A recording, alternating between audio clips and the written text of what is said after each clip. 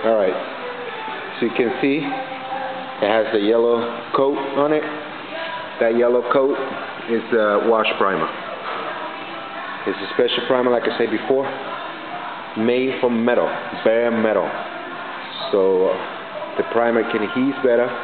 This is actually supplementing the E-coat that the new companies are doing with the new sheet metal. Like fenders, when you buy a fender from the dealer, it comes in black. That primer has an E-coat. This is kind of the same, or basically the same.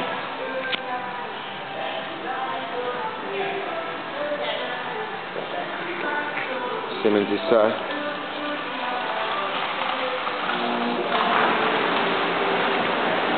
So now, after this, I'm just going to put 3 coats of primer, high build primer, and we'll see what happens to it tomorrow. Alright, ready to prime. The thing with this primer, I got to wait half hour. The more time I give the metal to cure with this wash primer, the better. Half hour, 45 minutes. I'll be putting 3 coats of primer in this.